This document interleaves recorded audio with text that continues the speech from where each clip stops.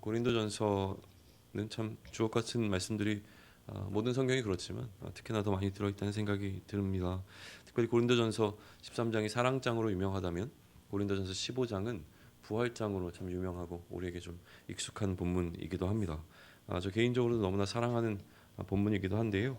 우리가 우리의 삶을 살아가다가 어느 순간에 혹시 죽음에 대한 공포가 우리에게 조금 더 다가올 때에, 특별히 부활에 대한 우리의 믿음이 흔들리게 되어진 어떤 순간에, 또 우리가 부활에 날 갖고 있었던 어떤 이해가 왜곡되어지는 순간에 우리가 다시 한번 펼쳐야 되는 성경이 있다면 아마도 고린도전서 15장일 것입니다.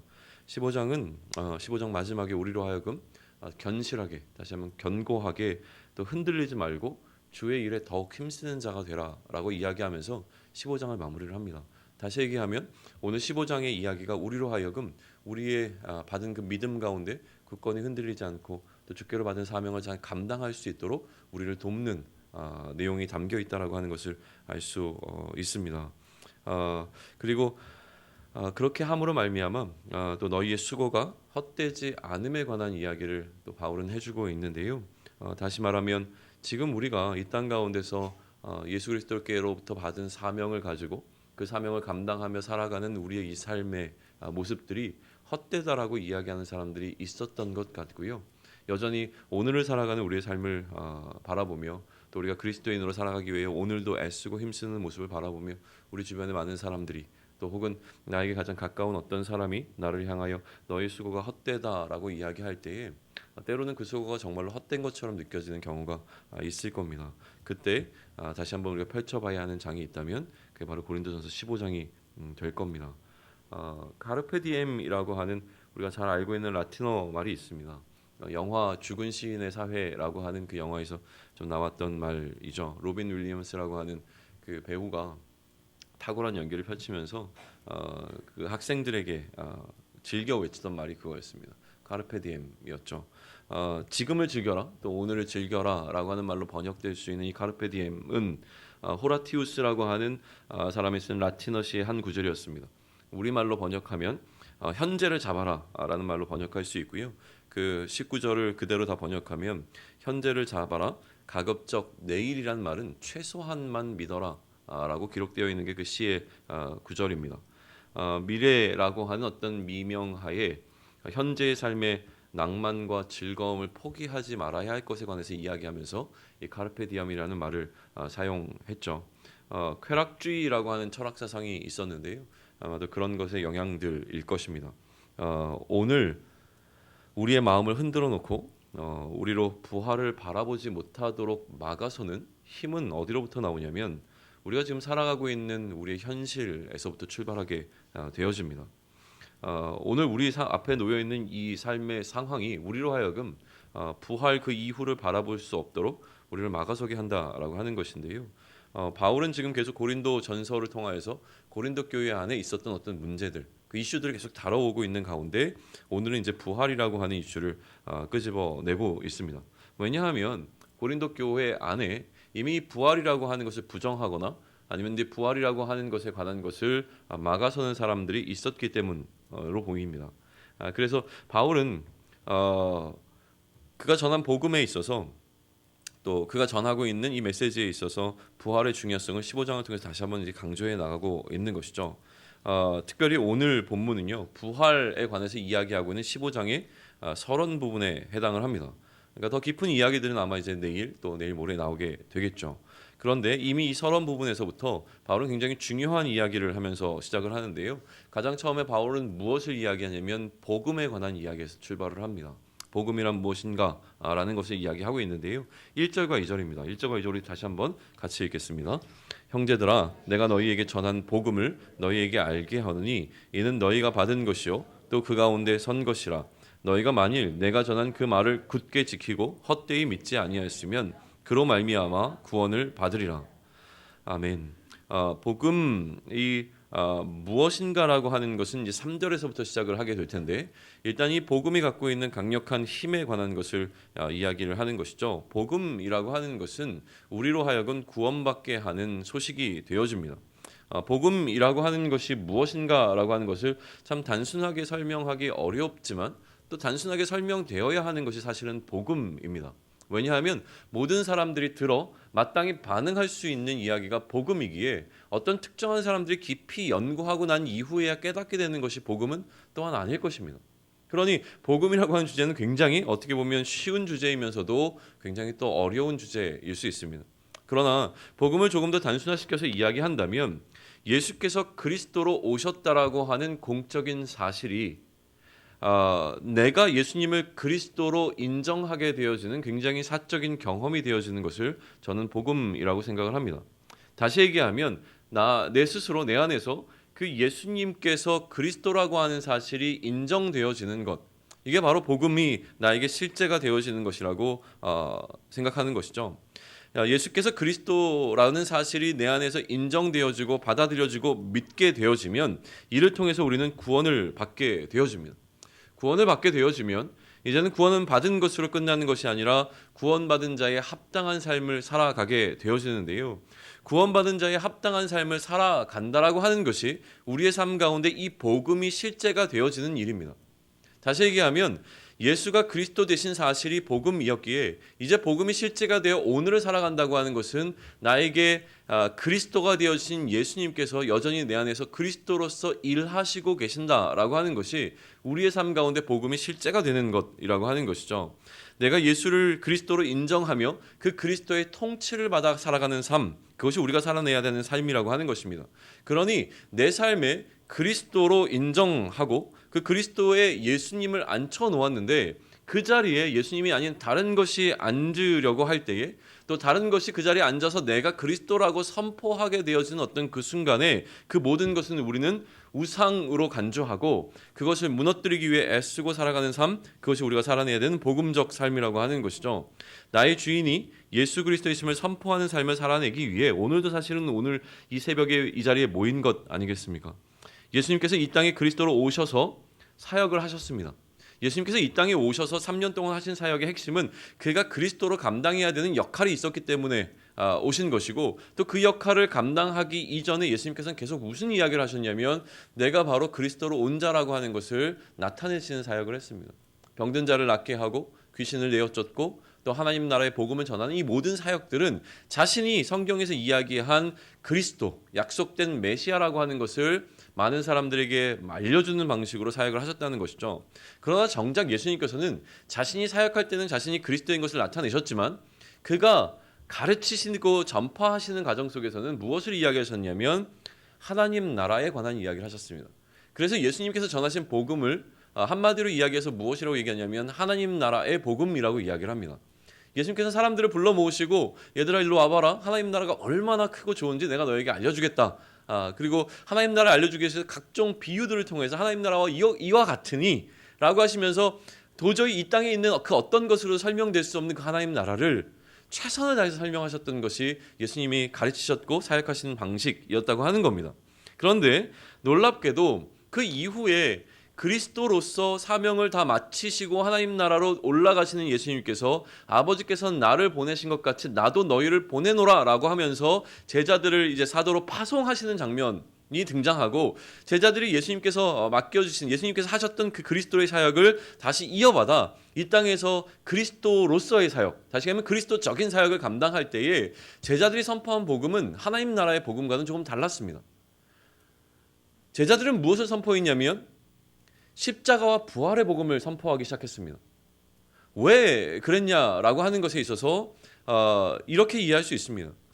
예수님께서는 하나님 나라에 관한 이야기를 하셨고 그 하나님 나라가 너희 가운데 이미 임했다라는 이야기로 많은 사람들에게 하나님 나라를 전파하셨는데요. 이 하나님 나라에 들어갈 수 있는 가장 핵심적인 사건이 무엇이냐면 예수님께서 죽으시고 부활하신 사건이었다고 하는 겁니다. 그러니 이 복음의 가장 압축적이며 복음의 가장 핵심이 되어지는 것은 무엇이냐면 예수 그리스도의 죽으심과 부활하심이라고 하는 것이죠. 그러니 우리는 성만찬이라고 하는 이 예식을 통해서 주님께서 오시는 그날까지 우리가 기념하고 기억해야 될 것은 무엇이냐면 예수님께서 우리를 위하여 죽으시고 부활하셨다라고 하는 사실입니다. 그러니 제자들은 예수님께서 그리스도 되신 사역, 그리스도로서 감당하신 그 사역의 가장 핵심인 이 십자가와 복음을 전하는데 그들의 목숨을 걸었던 것입니다. 바울은 이 복음을 전하며 예수 그리스도가 죽으시고 부활하심에 관한 객관적인 사실에서, 객관적인 확실성에서 다시 출발하고 있는 것이 오늘 본문입니다. 그 이야기를 이제 하는데요. 바울이 제시하는 십자가와 부활이 진짜라고 하는 핵심적인 어떤 증거는 두 가지로 나타나고 있습니다. 우선 첫 번째는 3절과 4절에 기록되어 있는데요. 같이 한번 읽습니다. 시작. 내가 받은 것은 먼저 너희에게 전하였노니 이는 성경대로 그리스도께서 우리를 위하여 죽으시고 장사 지낸 바 되셨다가 성경대로 사흘 만에 다시 살아나사. 자, 첫째, 십자가와 부활이 진짜라는 핵심적인 증거의 첫 번째는 무엇입니까? 성경대로입니다. 성경대로.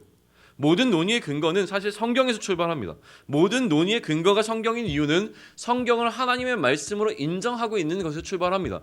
사실 하나님의 말씀이 성경이라고 하는 것을 인정하지 못하면 우리의 모든 논의의 토대는 사라져 버리는 것이죠.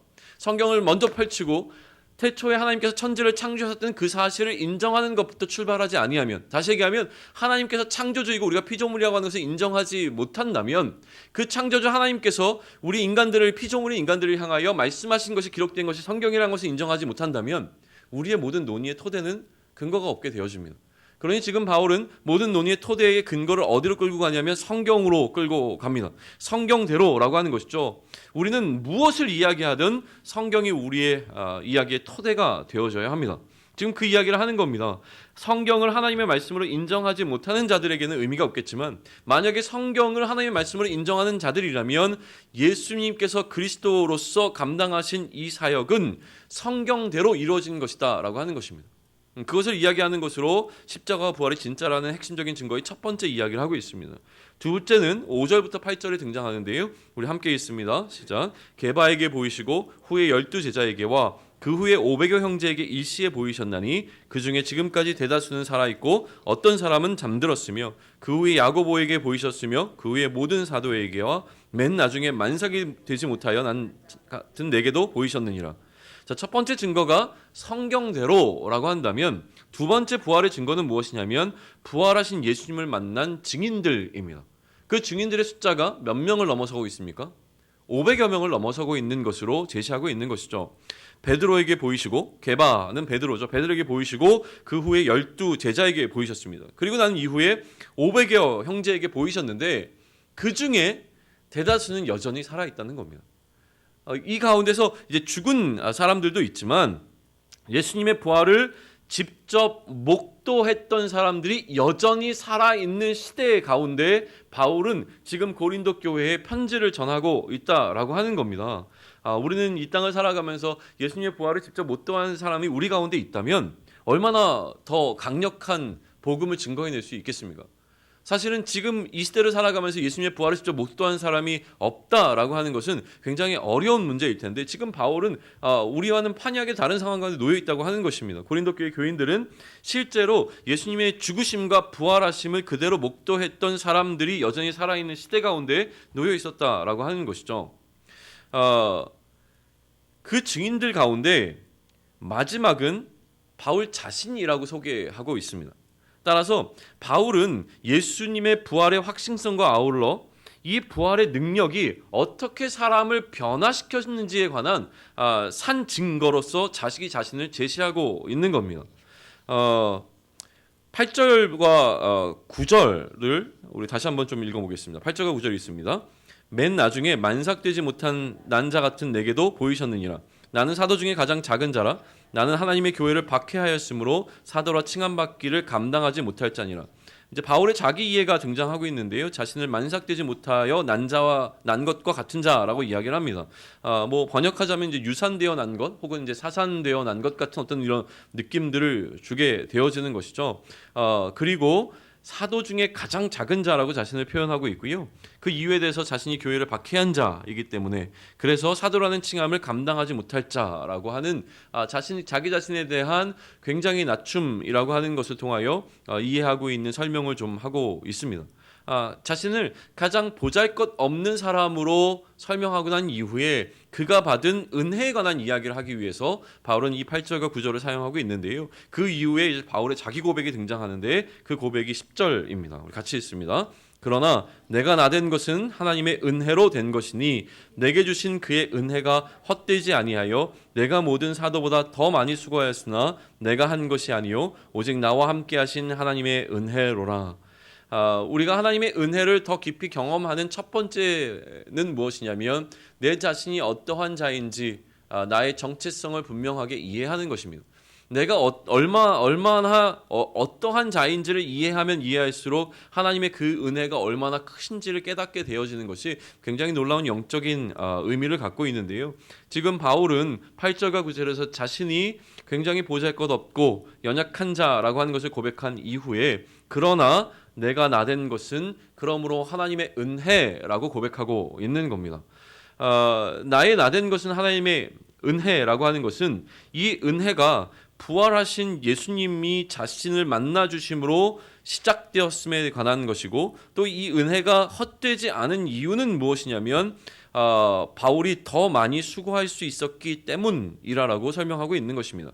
그러나 바울은 이처럼 자신이 부활하신 예수님을 만나 은혜를 입었고 이 은혜로 말미암아 더 많이 수고할 수 있었지만 이처럼 수고한 것 또한 하나님의 은혜였음을 깨닫게 됩니다. 그리고 두 가지 증거를 제시하며 이러한 두 가지 증거를 제시하면서 이 단락을 결론 맺고 있는 것이죠. 11절인데 함께 있습니다. 그러므로 나나 그들이나 이같이 전파하매 너희도 이같이 믿었느니라. 결국 부활하신 예수님을 만난 이들은요 이같이 전했습니다. 또 이를 통해서 이같이 믿는 믿음이 생겼다고 하는 겁니다. 복음이 갖고 있는 참된 매력이 여기에 있는 것이죠. 복음은 전파하면 믿음이 생기게 됩니다. 이같이 전하였는데 다른 것이 생기면 안 됩니다. 이같이 받았기에 이같이 전하였고 이같이 전한 것을 다시 받았기에 이 같은 믿음이 생기는 것이 복음입니다. 부활에 관한 믿음이 생기지 않는 이유는 무엇이냐면 이같이 전파된 것을 듣지 못하였기 때문일 수도 있고요. 또한 이같이 전파된 것을 우리가 왜곡하여 들었기 때문일 수도 있는 것이죠. 그러니 우리의 믿음에 있어서 지금 바울은 계속 얘기하는 것은 무엇이냐면 예수 그리스도의 부활을 제외하고는 말할 수 없다는 것이고 그가 전한 복음의 핵심은 예수 그리스도의 죽으심과 십자가의 부활이라고 하는 사실입니다. 그러므로 이제부터는 15장을 묵상하면서 부활에 관한 이야기를 더 깊이 바울은 해 나갈 것입니다. 죽음이라고 하는 이슈는요 지금도 사실은 우리 현실 가운데서 늘 목도하고 마주하기에 믿기 어려운 사실이 아닙니다. 우리는 지금 죽음을 경험해 본 자가 아닙니다. 우리 가운데서 죽음을 경험한 자는 아무도 없습니다. 여전히 우리는 살아있기 때문에 그렇죠. 죽음이 어떤 것인지를 맛보아한 자가 우리 가운데 아무도 없습니다. 그럼에도 불구하고 우리는 죽음이 존재한다는 사실을 믿습니다. 왜냐하면 죽음을 보았기 때문에 그렇죠. 우리 주변에 죽음이 어떤 것인지 우리는 경험했기에 내가 경험한 것은 아니지만 죽음이 실제한다는 것을 믿습니다. 그러나 부활이라고 하는 것을 믿기는 참 어렵습니다. 부활은 더 이상 일상 가운데서 만날 수 있는 것이 아닙니다. 예수 그리스도의 부활을 다시금 우리가 만날 수 있는 상황도 아니고 예수님의 부활하셨은 것을 직접 못 되어 있던 사람들로부터 그 이야기를 들을 수 있는 상황도 아니기에 죽음을 믿는 것보다 부활을 믿는 것은 더 큰 믿음이 요구되어진다라고 하는 것입니다. 그러나 우리의 모든 소망의 정점이자 소망의 근원은 부활로 누리게 될 영생에 있습니다. 그렇기에 이 부활이 흔들리면 우리의 영생이라고 하는 것도 흔들리게 되어지는 것이죠. 예수님께서는 사실 직접 보여주신 것입니다. 무엇을 보여주셨냐면 부활이라고 하는 것이 진짜라고 하는 것을 보여주시는 사역을 하신 것이죠. 그리고 수백 명의 증인들이 보았고 증거했습니다. 하지만 그 증인들이 살아있었던 시대에도 이 부활을 믿지 못했던 자들이 존재했는데 하물며 이 증인들이 전부 다 사라져버린 이 시대를 살아가는 우리들의 삶 가운데 이 예수 그리스도의 부활을 믿는다고 하는 것은 정말 훨씬 더 어려운 상황 가운데 놓여 있음을 우리는 깨닫게 되어지는 것이죠. 더 큰 문제는 무엇이냐면 이미 자신을 그리스도인이라고 이야기하고 예수를 그리스도로 고백하는 자들 가운데서 여전히 부활이 우리 가운데 존재하지 않고 부활이라고 하는 것을 인정하지만 그 부활이 나에게 실제가 되지 못하여 부활에 대한 소망 없이 살아가는 자들이 많다라고 하는 것입니다. 바울과 같이 부활에 대한 믿음이 나를 움직여야 합니다. 그런데 그리스도인이 되어진 우리의 삶 가운데 정말로 이 부활이 그러한 역할을 나에게 감당하고 있는가를 돌아볼 수 있는 오늘이 되었으면 좋겠습니다. 부활할 텐데 사망인들 두렵겠는가라고 하는 것은 우리 그리스도인들이 가져야 되는 가장 기본적인 삶에 대한 태도여야 합니다. 죽음은 가장 큰 공포이자 두려움일 수밖에 없습니다. 사망은 우리로 하여금 그러한 공포감 가운데 우리를 끌어당기고 우리의 삶의 모든 고난들은 사실은 죽음에 이르는 병에서 나타나게 되는 공포라고 하는 것이죠. 무거운 이야기로 마무리 지을 수 없어서 이 얘기를 좀 하겠습니다. 어제 우리 목회자들이 행복한 시간을 잘 가졌습니다. 오래간만에 좀 쉼의 시간을 가졌고요. 맛있는 점심 먹고 이제 몇 아이들이 있는 가정의 목회자들만 이 서울랜드를 갔습니다. 10,000원이더라고요. 5시 이후에 들어가면 10,000원이라 그래서 그러면 동네에서 노는 것보다 10,000원 내고 서울랜드에서 놀자. 그래서 서울랜드 완전 전세를 냈습니다. 사람들이 그렇게 없더라고요. 신나게 타는데요. 저희 집에 며칠 전에 사건이 있었습니다. 저희 둘째가 자전거를 타다가 굴렀어요. 그래서 좀 이렇게 뭐 크게 다치지 않았습니다. 감사하게도 크게 다치지 않았는데 이 아이에게는 가장 큰 사건이었어요. 사실은 그거보다 더 큰 어떤 사고를 당한 적은 본인은 없었던 거죠. 그런데 뭐 살만하니까 또 서울랜드 가서 열심히 잘 놀지 않았겠습니까? 놀이기구를 타는데 생각보다 무서웠던 모양이에요. 저랑 같이 타는데 긴장하고 있다가 이 공포를 이기지 못하고 두려워하다가 소리를 지르기 시작합니다. 뭐라고 소리를 질렀냐면 자전거 타다가 날아간 것보다 안 무섭다라고 하면서 이제 그 놀이기구를 타는 거예요. 지금 이 아이에게 기준은 이제 무엇이냐면 그 아이에게 두려움의 기준은 자전거를 타다가 날아가서 자신이 여전히 살아있는 것이 그것보다 덜한 어려움이 찾아오면 무엇인지 극복할 수 있는 겁니다. 사실은 그러한 개념일 겁니다. 죽음이 두렵지 않은 자가 되어진 것이 그리스도인들입니다. 그러니 죽음의 공포를 극복한 자들이 우리라고 한다면 삶에 어떠한 문제가 다가와도 사실은 두려워할 이유가 없는 것이죠. 그런데 오늘 살아가는 우리들에게 무엇이 우리의 마음을 불편하게 하고 무엇이 우리를 걱정스럽게 하는가라고 하는 것을 사실은 고린도전서 15장은 우리에게 묻고 있습니다. 다른 차원이겠지만 사실은 부활은 우리에게 그러한 이슈로 다가와야 할 것입니다. 오늘 우리의 삶의 자리에서 일사각오라고 하는 너무나 유명한 주기철 목사님의 이 한마디를 떠올리게 하는 상황이 있을 수 있습니다. 그러나 그 상황 가운데서 정말로 우리가 죽기를 각오하고 감당해야 되는 이유는 무엇이냐면 우리에게 부활에 대한 소망이 있기 때문입니다. 부활에 대한 그 믿음이 오늘도 우리 삶의 가운데 마주하게 되는 수많은 어려운 상황들을 능히 이겨낼 수 있는 하나님의 능력으로 우리 가운데 역사하기를 축원합니다. 기도하겠습니다. 하나님, 예수님을 그리스도로 인정하며 살아가고 또 부활을 이미